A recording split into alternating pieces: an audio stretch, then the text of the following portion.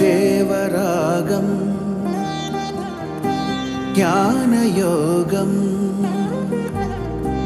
వ్యాసపీఠం బహువేదశాస్త్రం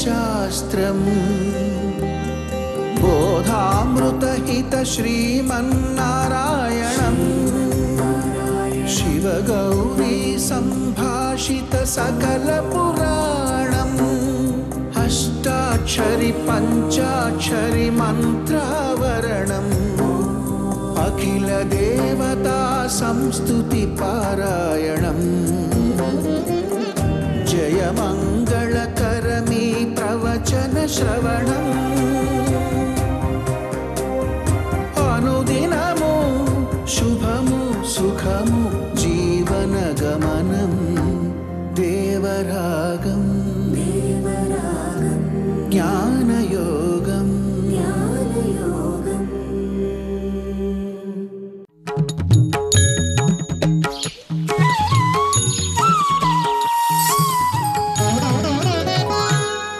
ఆపదామపహర్తారం దాతారం సర్వసంపదాం లోకాభిరామం శ్రీరామం భూయో భూయో నమామ్యహం.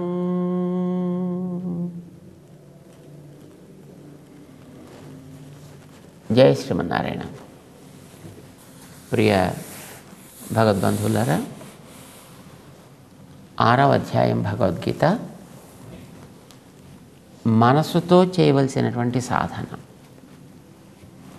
మనసుని ఏ విధంగా స్వాధీనం చేసుకోవాలి అనేటటువంటి సాధన శ్రీకృష్ణుడు అర్జునుడికి ఉపదేశం చేసినటువంటి అధ్యాయం. ఆత్మ సంయమ యోగము అని దానికి పేరు పెట్టాడు. సంకల్ప ప్రభవాన్ కామాన్ త్యక్త్వా సర్వాన్ అశేషతః మనసైవేంద్రియగ్రామం వినియమ్య సమంతతః శనైః శనైః ఉపరమేత్ బుద్ధ్యా ధృతిగృహీతయా ఆత్మసంస్థం మనః కృత్వా నకించిదపి చింతయేత్. మనస్సుకి కావలసింది ఇచ్చి ఏది అవసరం లేదో అలాంటి వాటిని తలవడం అనేది మానాలి. సారాంశం అది. ఆత్మకు కావాల్సింది ఏమిటి అంటే ఆత్మని గురించి తెలియచేయడం. ఎందుకు తెలియచేయాలి అంటే ఆత్మ వెనక ఉంది, మనస్సు బయటకుంది. మనస్సు ఎప్పుడు బహిర్ముఖంగా ఉంటుంది. ఈ బహిర్ముఖంగా ఉండడం చేత దానికి ముందుండే ఇంద్రియాలకు సంబంధించిన జ్ఞానం దానికి కలుగుతూ ఉంటుంది. ఇంద్రియాలు ఎప్పుడు కూడా పరాంచి ఖాని వ్యతురణత్ స్వయంభూ అని మన కఠోపనిషత్తు చెప్పినట్టుగా ఈ ఇంద్రియాలన్నీ కూడా మన టార్చ్ లైట్ బయటికే చూపించినట్టుగా ఇవన్నీ బయటికి ఉండే వాటిని చూపిస్తుంటాయి, వాటిని చూస్తుంటాయి, వాటిని గ్రహిస్తుంటాయి, గ్రహించి లోపలికి తెస్తుంటాయి, తెచ్చి మనసుకి ఇస్తుంటాయి. వీటన్నిటికీ లీడర్ మనస్సు. చేత ఇంద్రియాలు బయట విషయాలను చూస్తాయి. అంటే కన్ను రూపాలను చూస్తుంది, రంగుల్ని చూస్తుంది. చర్మం దానికి ఉండే ఆకృతులని చూస్తూ ఉంటుంది, స్పర్శలను చూస్తూ ఉంటుంది. ఇది వేడిదా, చల్లనిదా, మెత్తనిదా, గట్టిదా దాన్ని చూస్తూ ఉంటుంది. నాలుక రుచులు చూస్తుంది, ముక్కు వాసనలు చూస్తుంది, చెవి శబ్దాలను వింటుంది. ఇవన్నీ మనకు తెలుసు. అయితే ఇవన్నీ బయట నుంచి చూసి ఆయా శబ్దస్పర్శాదులు కలిగినటువంటి వస్తువులు ఉంటాయి కదా, ఆ వస్తువుల యందు ఆశని పెంచుకుంటాయి. వాటిని ఆ సంస్కారాలను తెచ్చి లోపల జాగ్రత్త చేస్తాయి. మనస్సు వాటన్నిటిని కూడా అందుకుంటూ ఉంటుంది. ఇంద్రియాల ద్వారా మనసు అందుకుంటుంది. కొన్ని సంస్కారాలు ఇంద్రియాల దగ్గరే జాగ్రత్త పడతాయి, కొన్ని సంస్కారాలు మనసు దగ్గరకు వస్తాయి, కొన్ని మనసులోంచి వెనకాతల బుద్ధి దాకా వెళ్ళి అక్కడ నిల్వ ఉంటాయి. సో ఇవన్నీ ఏం చేస్తుంటాయి, బయట నుంచి ఎంతవరకు ఫ్లో లోపలికి వస్తూ ఉంటుందో అంతవరకు ఆ కింద ఉండేవి అణిగి ఉంటాయి. ఎప్పుడు ఈ బయట నుంచి వచ్చేటటువంటి ఫ్లో ఆగుతుందో అప్పుడు ఆ కింద ఉండేటువంటి వాసనలన్నీ కూడా మెల్లిగా పైకి విజృంభించడం ప్రారంభం చేస్తాయి. కొన్ని ప్రాంతాల్లో, ఆల్మోస్ట్ అన్ని ప్రాంతాల్లో ఉండొచ్చు, ఉదయం పూట సూర్యుడు ఉన్నంత వరకును క్రిమి కీటాదులన్నీ కూడా అణిగి ఉంటాయి. సూర్యుడు అస్తమించగానే అవన్నీ ఒకసారి విజృంభిస్తాయి.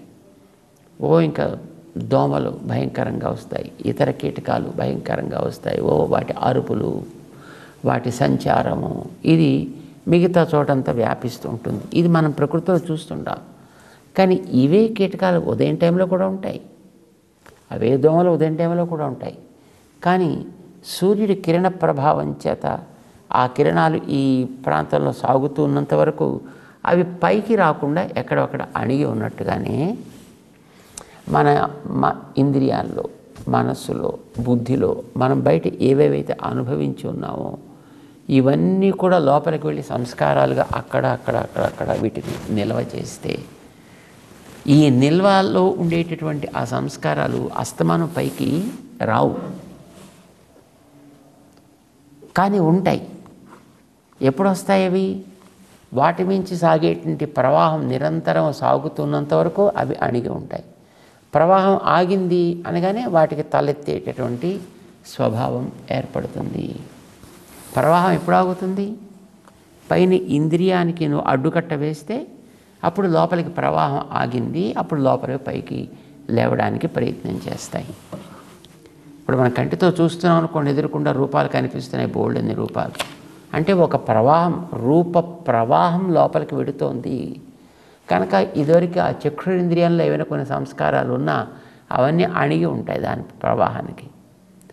ఈ ప్రవాహం ఎప్పుడైతే ఆగుతుందో పైన రెప్ప పడిపోతుంది అనుకోండి, అప్పుడు ఆ కింద ఉండే వాటికి పైకి రావడానికి అవకాశం ఏర్పడుతుంది. మనస్సు కూడా అంతే. ఈ 5 ఇంద్రియాలు లోపలికి తెచ్చి ఇస్తున్నంత వరకు, ఆ ప్రవాహం లోపలికి సాగుతున్నంత వరకు మనస్సులో ఉండేటటువంటి సంస్కారాలు ఏమున్నాయో అవన్నీ కూడా అణిగి ఉంటాయి. ఎప్పుడైతే బయట నుంచి ప్రవాహం రావడం ఆగిందో, అంటే వీడు అలసిపోయినప్పుడు, వీడికి నిద్ర వచ్చినప్పుడు, అలసిపోవడం నిద్ర రావడం అంటే ఏమిటి అర్థం? ఇంద్రియం పనిచేయడం ఆగింది, ఇంద్రియానికి కొంత అలుపు వచ్చింది, అలుపు వల్ల అది విశ్రాంతి కోరింది, ఆ విశ్రాంతి కోరగానే వీడికి బాహ్య ప్రవృత్తి ఆగింది, నిద్ర అని అంటాం దాన్ని. ఇప్పుడు ఈ నిద్రాదశలో ఉండేటప్పుడు ప్రవాహం ఆగింది కనుక కింద ఉండేటటువంటి సంస్కారాలు మనస్సులోంచి, బుద్ధిలోంచి, ఇంద్రియాల్లోంచి కూడా పైకి లేస్తాయి. ఇవి మన లోపల కలిగేటటువంటి స్వప్న దశ కావచ్చు, స్వప్నాల్లో మనం చూసేటటువంటి అనేక అంశాలు కావచ్చు, లేదా మనం చేసే ఆలోచనలు కావచ్చు. సో ఇవన్నీ అప్పుడు బయటకు వస్తాయి. వీటన్నిటిని మనం ఏమంటాం? ఇవన్నీ సంకల్పజములు అని అంటాం. మనలో ఉండేటువంటి ఆలోచన చేత ఇవన్నీ ప్రభావితం అవుతూ ఉంటాయి. వాటి వల్ల మన ఆలోచనలు కూడా ప్రభావితం. It's vice versa. మన ఆలోచనల వల్ల మనకి దేని మీద ఆలోచన కలుగుతుందో దానికి సంబంధించినటువంటి ఆ రికార్డ్స్ ఎక్కడెక్కడ ఉన్నాయో మొత్తం ఆ బీజాలు అవన్నీ కూడా ఒక చోటకి పైకి రావడానికి ప్రయత్నం చేస్తాయి. సో ఇవన్నీ కూడా సంకల్ప ప్రభవాన్, కామాన్, ఇవన్నీ కూడా ఆనాటి అనుభవాల వల్ల లోపల ఏర్పడ్డ ఆ రికార్డ్స్, కోరిక వల్ల ఏర్పడ్డ బీజాలవి, వాసన బీజములు అని అంటాం మనం. వాటిని కూడా కామములు అని అనొచ్చు, కామముల వల్ల ఏర్పడ్డవి కనుక. అలాంటి వాటిని సర్వాన్ అశేషతః, వీటన్నిటిని నిగ్రహించాలి. దేంతో నిగ్రహించాలి? నీ లక్ష్యాన్ని చూపించి నిగ్రహించాలి. కొన్నిటిని మనం వదిలే ప్రయత్నం చేస్తాం. మనం గతంలో అనుకున్నాం సంస్పర్శజములు కొన్ని ఉంటాయి. ఇప్పుడు ఎండ, వాన, గాలి, నీరు, ఇవన్నీ కూడా వాటిని నువ్వు అడ్డుకోగలుగుతావు. వాటి నుంచి నువ్వైనా దూరంగా వెళ్ళగలుగుతావు. వాటి మధ్య నువ్వు ఉండాల్సినటువంటి పరిస్థితి ఏర్పడితే అవి నిన్ను ఇబ్బంది కలిగించని రీతిలో తయారు చేసుకుంటావు. వాన వస్తే గొడుగు పట్టుకుంటావు, చలి వస్తే ఒక కోటు వేసుకుంటావు, గాలి వస్తే దానికి ఏదో తట్టుకోవడానికి ఏదైనా ఒక అడ్డు పెట్టుకోవడం అలాంటిది ఏదో చేస్తాం. ఎండ ఎక్కువైతే కాస్త గాలి దానికి సప్లై చేస్తాం, విసురుకుంటాం. లేకపోతే కాస్త నీళ్లు పోసుకొని దాన్ని తడుపుకొని బట్టలు పెట్టుకుంటాం. మనం ఒక్కొక్క దానికి ఒక్కొక్క రకమైనటువంటి సాధనం మనం అవలంబిస్తాం. వీటి నుంచి మనం కొంతవరకు ప్రయత్నం చేస్తే దూరంగా ఉండడానికి అవకాశం ఉంటుంది. రెండు రకాలుగా, ఒకటి మనం చేసే ఆలోచన వల్ల, మనం చేసే ప్రవృత్తి వల్ల. ఆలోచన వల్ల ఇవన్నీ తాత్కాలికాలు కనుక మనం వీటి వెంట పరిగెట్టద్దు, అది ఒక ఆలోచన.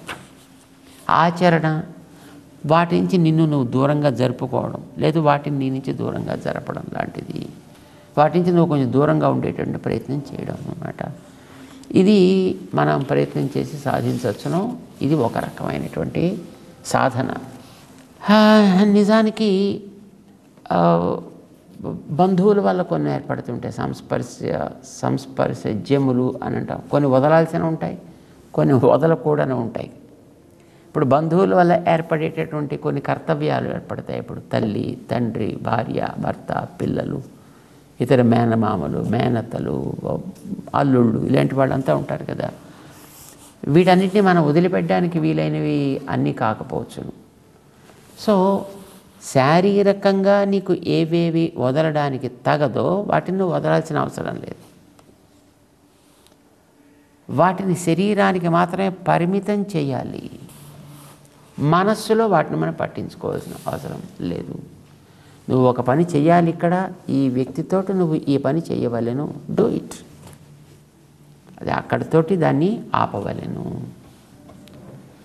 ఇప్పుడు మన దగ్గర పనిచేసేటువంటి ఒక వ్యక్తికి మనం పోషణ కోసం ఏదో కొంత ధనం ఇస్తాం.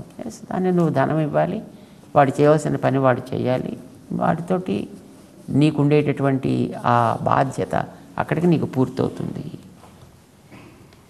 ఇలాగా కొన్నిటిని మనం సమంతత వినియమ్య, వాటిని నువ్వు పూర్తిగా నియమించవలే. పూర్తిగా అంటే వాటికి ఉండేటటువంటి స్పర్శలు, వాటి వల్ల కలిగేటటువంటి స్మరణలు, ఈ రెంటిని కూడా నువ్వు కాస్త కంట్రోల్ చేసుకోవాలి. ఇది సాధనలో మనం చేసేటటువంటి మొదటి ప్రయత్నం. బయట వాటి విషయంలో మనస్సులో వాటిని నియమించడానికి నీ లక్ష్య శుద్ధి నీకు ఏర్పడి దానివైపు నీ మనస్సుని మరింత స్థిరంగా నువ్వు పంపించే ప్రయత్నం చేయాలి. అంటే వీటిలో ఉండేటువంటి దోషాలను చూడాలి, దాంట్లో ఉండే గుణాలను చూడాలి, గుణాల యొక్క స్మరణ పెంచాలి. ఈ దోషాలను వీలైనంతవరకు స్మరించడం, తగ్గించడం చాలా మంచిది. సాధారణంగా ఏదో దోష స్మరణ చేత వస్తువును దూరంగా పెడదాము అని దాంట్లో ఉండే దోషాలు ఎక్కువ చూడడం ప్రారంభించామనుకోండి, అది కూడా ప్రమాదమే. వదిలే ఉద్దేశంతో మనం దోషాలని స్మరించినా ఆ స్మరణ వల్ల మనలో ఏర్పడేటువంటి భావన, అతిశయం, వాటికి మళ్ళీ మనం అటాచ్ అయ్యేట్టుగా చేయడానికి ప్రమాదం ఉంది. కనుక దోష దృష్ట్యా కూడా వాటిని ఎక్కువ స్మరించడం అంత క్షేమకరం కాదు అని అంటుంటారనమాట. బయట వాటిని తట్టుకోవాలంటున్నాం కదా. వేసవికాలం వచ్చింది, అప్పుడు మనకి కొన్ని కోరికలు ఏర్పడతాయి. చల్లగా ఉంటే బాగుండు. శీతాకాలం వచ్చింది, వెచ్చగా ఉంటే బాగుండు. కోరికలు అనేవి ఉండడం తప్ప రైటా అంటే కోరిక లేకపోతే వాడు బతికిలేడని అర్థం కదా. వాడికి చలి వచ్చింది తెలియలేదు, వేడొచ్చింది తెలియలేదు, నీళ్లు పడుతున్నాయి తెలియలేదు అంటే వాడు బతికిలేడని అర్థం. కోరికలు ఉంటాయి, ఉండాలి కూడా. కానీ అవి ఎంతవరకు, వాటికి హద్దు ఏమిటి అనేది మనకి తెలియాలి. వాటిని సహించడం ఎట్లాగో కూడా మనం నేర్చుకోవాలి. ఇంకా మిగతావి ఏవి తప్పనిసరిగా ఉండాల్సిన బాధ్యతలు ఏవో వాటి పరిమితులు మనకు తెలియాలి. లోపల ఉండేటువంటి వాటి గురించి శనైహి ఉపరమేత్, వాటి నుంచి ఒక క్రమ పద్ధతిలో మెల్లిమెల్లిగా మనసుని వెనక్కి తీసుకురావాలి. దేంతో తీసుకురావాలి? బుద్ధ్యా ధృతిగృహీతయా, నిశ్చయాత్మకమైనటువంటి బుద్ధితోటి వెనక్కి తీసుకురావాలి. సాధన అని దీనికి మనం పేరు పెట్టాం. మనం గతంలో మనకి చాలా పరిచయం ఉండేటటువంటి ఒక ఎగ్జాంపుల్, ఒక ఉదాహరణ మనం ఎప్పుడు తీసుకుంటూ ఉంటాం. విశ్వామిత్రుడు ఏదో కారణం చేత ఆయన తపస్సు ప్రారంభం చేశాడు. కానీ తపస్సు ప్రారంభం చేయగానే సిద్ధి పొందేది కదా, ఆరంభించగానే టక్కుమని వచ్చి ఇలా ఫలితం చేతిలో పడదు కదా. కొంతకాలం దానికోసం సాధన చేయాల్సి వస్తుంది. ఆ చేసేటువంటి కాలంలో మళ్ళీ ఏవో కొన్ని రకరకాల విఘ్నాలు వస్తుంటాయి. మరి ఆ విఘ్నాలు ఏమిటి, ఎలా ఉంటాయి, ఏం చేస్తాయి, ఎట్లా ఎదుర్కోవాలి, ఎట్లా వాటిని తొలగించుకోవాలి, తొలగించుకుని లక్ష్యం వైపు మళ్ళీ మనం ఎట్లా సాగాలి, ఇది వాడికి తెలియాలి. జారిపోవడం అది ఎప్పటికైనా ఎప్పుడూ మనకు ఉంటూనే ఉండి, జీవితం ఉన్నంత వరకు కూడా ఇవి సాగుతూనే ఉంటాయి. మనకి ఎంతవరకు వెళ్ళాలి ఈ సాధన అని అంటే, అవి చుట్టూ ఉన్నా వీడి మీద ప్రభావం చూపనంత స్థితికి వీడు సాధన చేయాలి. వాటిని వదిలిపెట్టి వీడు ఎక్కడికో పోలేడు. గాలిని వదిలిపెట్టి మనం ఎక్కడికి పోతాం, ఎండను వదిలిపెట్టి మనం ఎక్కడికి పోతాం, నీళ్ళను వదిలిపెట్టి మనం ఎక్కడికి పోతాం, వ్యక్తుల్ని వదిలిపెట్టి మనం ఎక్కడికి పోతాం. ఎక్కడికి పెడితే మళ్ళీ అక్కడ ఉండేటువంటి మళ్ళీ కొన్ని పరిస్థితులు మనకు ఉంటాయి కదా. చేత వాటిని వదిలిపెట్టి వెళ్ళడం కాదు, వాటి విషయంలో చుట్టూ ఉన్నప్పటికీ ప్రభావం చూపని దశలో నీ మనస్సును నువ్వు తయారు చేసుకోవాలి. విశ్వామిత్రుడు అట్లా సాధన చేశాడండి. మొట్టమొదట ఆయన సాధన ప్రారంభం చేయగానే దాంట్లోకి ఆ రకమైనటువంటి పెర్ఫెక్షన్ ఆయన ఏర్పడలేదు. ఎక్కడెక్కడ జారిపోతూ ఉండేవాడు, ఎప్పటికప్పుడు జారిపోతూ ఉండేవాడు. కానీ చివరికి ఎంతవరకు వెళ్ళాడైనా, సాక్షాత్తు రామచంద్రుడే తనకి శిష్యుడు కాగలిగేట అంత స్థితికి ఎదగలిగాడు ఆయన. రామచంద్రుడిని, లక్ష్మణస్వామిని తనతో పాటు తీసుకువెళ్ళినప్పుడు వాళ్ళకి తాను చేసినటువంటి ఉపదేశాల ప్రభావం చేత వాళ్ళు తనని గురువుగా భావించి, యజ్ఞ సంరక్షణ పూర్తయిన తర్వాత ఆ పిల్లలిద్దరూ కూడా విశ్వామిత్రుడికి వచ్చి అతనికి సాష్టాంగం చేసి, మహానుభావ నువ్వు ఒక్కడిని అడిగావు, మేమిద్దరం వచ్చాను నీకు. ఇమౌస్మ మునిశార్దూల కింకరౌ సముపస్థితవు. నువ్వు ఒక్కడిని కోరుకుంటే ఇద్దరం వచ్చాను చూడు, ఏదో ఒకటి కొనండి ఇంకొకటి మీకు ఫ్రీగా వస్తుంది అంటున్నాను, బై వన్ గెట్ వన్ లాగా. నువ్వు ఒకటి అడిగితే మేము ఇద్దరం వచ్చాం. ఆ వచ్చిన వాళ్ళని కూడా నువ్వు ఎలా చెబితే అలా వినగలిగేటట్లుగా మేము వచ్చాం. సముపస్థితవు, నీ ఇష్టం, ఏం కావాలంటే ఎలా కావాలంటే అలా నువ్వు ఆజ్ఞాపించవయా, ఏమీ సంకోచమే నీకు అక్కర్లేదు. నీ శిష్యులం అయ్యాం కనుక మళ్ళీ మా నాన్నగారికి తీసుకెళ్ళి అప్పగించేయాలేమో అనేటువంటి నీకు ఆలోచన కూడా అవసరం లేదు. ఆజ్ఞాపయ యథేష్టం వై శాసనం కరవావకిం. ఈ మాట ధైర్యం ఇచ్చి విశ్వామిత్రుడికి తీసుకుని బయలుదేరి వెళ్ళాడు. ఆయన మిథిలా నగరానికి వెళ్ళాడు. నాకు తెలుసు, మిథిలా నగరానికి వెళ్ళిన తర్వాత విశ్వామిత్రుని ఎదురుకుండా కూర్చోబెట్టి, కొత్త శిష్యులు రామలక్ష్మణులు వెళ్ళిద్దరిని పక్కన కూర్చోబెట్టి సభ అంతా అక్కడ ఉంటుండగా జనక చక్రవర్తికి శతానందుడు అనేటటువంటి ఆయన మంత్రి గారు విశ్వామిత్రుడి చరిత్ర అంతా చెప్పాడండి. సాధారణంగా మన గురించి ఎవరైనా మంచి చెప్తుంటే ఇంకా ఇంకా ఇంకా ఇంకా వినబుద్ధి అవుతూ ఉంటుంది. కానీ మన గురించి చెడు చెప్తుంటే మనకి భలే ఇరిటేషన్గా అనిపిస్తుంది, ఒళ్ళు మండిపోతూ ఉంటుంది. అవతల వాడిని వెళ్ళి అమాంతం పట్టుకుని ఏదో చేసేయాలి అని అనిపిస్తుంది, జనరల్ టెండెన్సీ. మరి విశ్వామిత్రుడు గతంలో చేసిందంతా కూడా సాధన. ఆ సాధనలో ప్రతి చోట పాపం రకరకాలైనటువంటి విఘ్నాలే ఆయనకి ఎదురయ్యాయి. రకరకాలుగా దాంట్లోంచి ఆయన జారిపోవడం కూడా జరిగింది. అయితే జారిపోయిన అలాంటివన్నీ ఎవడైనా చెప్పాలి, దాన్ని తను వినాలి అని అనుకోడు, ఎవడైనా అలాంటివి చెప్పుకోవాలి అని కూడా ఎవడు కోరుకోడు. కానీ విశ్వామిత్రుడు కూర్చోబెట్టి శతానందుడు, నీకు మొట్టమొదటి విశ్వామిత్రుడి చరిత్ర చెప్తానయ్యా అని ఆరంభం చేశాడు. ఆయన గురించి ఎందుకు చెప్పడం?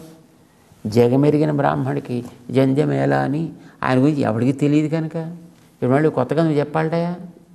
ఎస్, చెప్పాలి. అందుకే నేను నీకు చెప్తున్నా అన్నాడు శతానందుడు. ఎందుకు చెప్పాలి? నీకు తెలిసిన విశ్వామిత్రుడు వేరయా, ఇప్పుడు నీ ఎదురుకుండా ఉండే విశ్వామిత్రుడు వేరు. ఇప్పుడు ఆత్మసంస్థం మనఃకృత్వా నకించిదపి చింతయేత్ అనే స్థితికి చేరిన విశ్వామిత్రుడు ఇప్పుడు నీ ఎదురుకుండా కూర్చున్నవాడు. ఇదివరకు నీకు తెలిసినటువంటి విశ్వామిత్రుడు శనైహి ఉపరమేత్ అనే స్థితిలో ఉన్నవాడు. అంటే మెల్లమెల్లగా సాధన చెయ్యాలి అనే స్థితిలో ఉన్నాడు. సాధన పాపం చేస్తూ చేస్తూ రకరకాల ఇబ్బందుల పాలు అయ్యాడు. ఇప్పుడు అట్లా కాదు, ఇప్పుడు దాంట్లో ఒక పరిపాకమైనటువంటి స్థితికి వచ్చేసాడు ఆయన. ఇప్పుడు దేనికి కూడా చెదరనటువంటి ఒక స్థితికి వచ్చాడు. అది ఎలా ఉన్నాడు అని నీకు చెప్తాను విన. ఆయన ఎదురుకుండా కూర్చోపెట్టి చెప్తుంటే అయ్యైన బలాన్ని దిక్కుకు వెళ్ళాడు, సునస్సేపుడు వచ్చాడు, అయిపోయింది. త్రిశంకు వచ్చాడు, అయిపోయింది. మేనకు వచ్చింది, అయిపోయింది. రంభ వచ్చింది, అయిపోయింది. ఇంద్రుడు వచ్చాడు, అయిపోయింది. ఇలా ఒక్కొక్క వైపున వెళ్ళి అతని ఎదురుకుండా కూర్చోపెట్టి చెబుతుంటే, ఎవరి గురించో చెబుతుంటే చెవులు రిక్కించుకొని ఎలా అయితే వింటుంటారో సాధారణంగా జనాలు, అలాగే విశ్వామిత్రుడు కూడా తన గురించి చెప్తున్నాడు అనేటువంటి భావన కూడా లేకుండా దాన్ని ఆయన కూడా హాయిగా ఆస్వాదిస్తూ విన్నాడు అంతే. అనుకూలమైనవి చెబుతుంటే మనసులో బాధ కానీ, కోపం కానీ, లేదు ఆనందం కానీ, ప్రతికూలమైనవి ఏమైనా చెప్తుంటే తనకి తగనివి, తనకి ఇష్టం లేనివి, తనకి నచ్చనివి చెప్తుంటే దానివల్ల మనసులో ఒక రకమైనటువంటి ఉద్రేకం కలగడం కానీ ఏమీ లేనటువంటి ఒక నిశ్చల స్థితికి ఆయన చేరడం. నేంగతే అని దీపాన్ని గురించి గతంలో చెప్పాడే, నివాతస్థ నేంగతే సోపమా స్మృత అని. అట్లాగా ఎటు నుంచి ఏ గాలి వీచినా చెదరనటువంటి దీపంలాగా విశ్వామిత్రుడు ఈవేళ సిద్ధపురుషుడయ్యాడయ్యా. ఈయన ఆత్మ దర్శనం చేసిన వాడయ్యాడు. ఆత్మదర్శనమే కాదు, పరమాత్మ దర్శనం చేసిన వాడయ్యాడు. ఆ పరమాత్మకి సమగ్రత కలిగించేటటువంటి స్థితిలో ఈవేళ వచ్చి ఇక్కడ ఉన్నాడయ్యా. అంటే సాధనలో పరిపాక దశకి చెందినటువంటి మహనీయుడు అయ్యాడు ఈవేళ.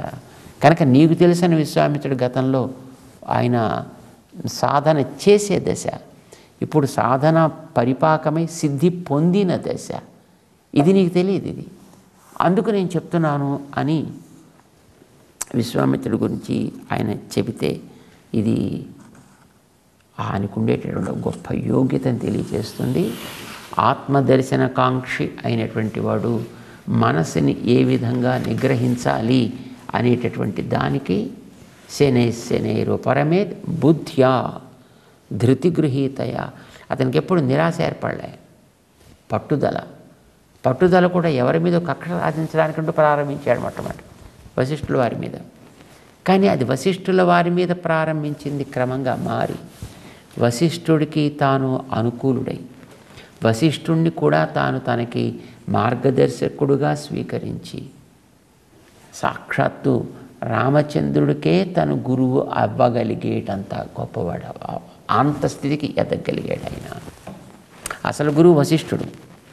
కానీ వశిష్ఠుడు చేసిన ఉపదేశం కంటే కూడా అతనికి అతి ప్రధానమైనటువంటి అతను చేయాల్సినటువంటి పనికి కావలసినటువంటి ఏ విద్య అయితే అవసరమో ఆ విద్యని తానివ్వగలిగేటటువంటి యోగ్యతని పొందాడు విశ్వామిత్ర మహర్షి. చేసిన సాధనకి పెట్టుకున్న లక్ష్యానికి ఫలితంగా. అంటే మొట్టమొదటి ఏ విధంగా చేసినప్పటికీ కూడా అది ధృతిగృహీతమైనటువంటి బుద్ధితోటి ఆయన చేయడం చేత, తన మనస్సుని అక్కడ నిలకడగా పెట్టుకోవడం చేత, ఇతరమైనటువంటి చింతనలన్నీ మానివేయడం చేత ఆయన ఆ సిద్ధిని పొందగలిగాడు. అర్జున, ఇది మనకు అవసరమయ్యా. నీకు కూడా ఆ సిద్ధి కావాలి. నీకు ఇట్లా ఇతరమైనటువంటి చింతనలు వస్తున్నాయి. వాళ్ళు గురువులు అంటున్నావు, వీళ్ళు ఆచార్యులు అంటున్నావు, వీళ్ళు బంధువులు అంటున్నావు, యుద్ధంలో నరకం వస్తుంది అంటున్నావు, స్వర్గం వస్తుందని అంటున్నావు. ఇవన్నీ ఉంటాయి. కానీ ఇవన్నీ దేనికి సంబంధించినవి? ఇవన్నీ సాంస్పర్శికాలు. కానీ వీటి వెనకాతలు ఉండేటువంటి సంకల్పజం నీకు కావాల్సింది ఏమిటి? ఆత్మ సంస్థం మనః కృత్వా న కించిదపి చింతయేత్. నీ లోపల మనస్సులో దాన్ని స్థిరంగా పెట్టు. ఆత్మ దర్శనమే లక్ష్యం అని పెట్టుకో. ఇతరమైన ఏం వచ్చినా వాటి గురించి పట్టించుకోవడం అనేటటువంటిది మాను. ఇప్పుడు సాధన చేయి. ఇది అర్జునుడికి శ్రీకృష్ణుడు 24-20 శ్లోకాల్లో గతంలో తను చెప్పిన దాని అంతటినీ ఒక చోటకి తీసుకొచ్చి సూక్ష్మంగా అతనికి ఇచ్చాడు ఆయన. విన్నాడు ఇదంతా అర్జునుడు. చాలా బాగుంది. నువ్వు చెప్పింది చాలా సింపుల్గా ఉందా? ఏమీ ఆలోచించద్దు, చక్కగా దాన్నే ఆలోచించు, దాన్ని నిశ్చయం చేసుకో. ఇదేం సులభం అనుకుంటున్నావు నువ్వు? మనసు అంత ఈజీగా మాట వింటుంది అనుకుంటున్నావా? నువ్వు చెప్పినట్టుగా అట్లా నడుస్తుంది అనుకుంటున్నావా? ఇది చాలా కష్టం కృష్ణ. మనసు పరిపరి విధాలుగా ఎన్నింటి మీదకో పోతుందయా. చూడండి, మనం కొంతమంది పిల్లల్ని తీసుకుని ఎక్కడికైనా బళ్ళో చేరుద్దామని పెడితే వాడికి ఇటు పారిపోయి అటు పారిపోయి ఇక్కడికి వెళ్ళిపోయి అక్కడికి వెళ్ళిపోయి చేతిలో పోసుకున్న పాదరసం అందకుండా ఈ వేళ్ల మధ్యలోంచి ఇటోటు కిందకి జారిపోయినట్టుగా ఇలా పోతుంటారు. అంతకంటే దారుణం ఈ మనస్సు యొక్క స్థితి. అనుకుంటా మన ఇక్కడే కూర్చుని ఇలాగే ఏమైనా సరే నిశ్చలంగా చేయాలి అని, కానీ తీరా చేసి కళ్ళు తెరిచేటప్పటికి మనం ఎక్కడ ఉంటామో తెలియదా? ఎన్ని రకాల ఆలోచనల్లోకి అది వెళ్ళిపోతుందో తెలియదా? మరి దీన్ని ఏం చేయాలి, ఎట్లా చేయాలి అని అడిగాడు. దానికి సాధన ఏం చేయాలి, ఎలా చేయాలి, ఇది మనందరికీ వచ్చే సాధారణమైనటువంటి ఒక సమస్య. ఏమిటోనండి, పూజలో కూర్చుంటాం కానివ్వండి, ఆ పూజ తప్ప మిగతా అన్ని జ్ఞాపకం వస్తాయండి. అప్పుడు అదే పాఠం మీద కూర్చుంటామండి, పాఠం తప్ప మిగతా అన్ని జ్ఞాపకం వస్తాయి. అసలు ఏవే వద్దనుకుంటా అవన్నీ అప్పుడే వస్తాయండి అవన్నీ. ఇది మనందరికీ ఉండేటువంటి ఒక కామన్ సమస్య. దీన్ని ఏం చేయాలి? మనకి సమస్యలు చెప్పడం కాదు కదా కావాల్సింది, సమస్యకి సమాధానం కావాలి. దాన్ని ఎట్లా మనం అనుకూలపరుచుకోవాలి అనేటటువంటిది కావాలి. 26వ శ్లోకంలో అద్భుతమైనటువంటి దానికి ఒక మంచి సొల్యూషన్, ఒక మంచి ఉపాయాన్ని శ్రీకృష్ణుడు ఇస్తున్నాడు. తెలుసుకుందాం దాన్ని. జై శ్రీమన్నారాయణ.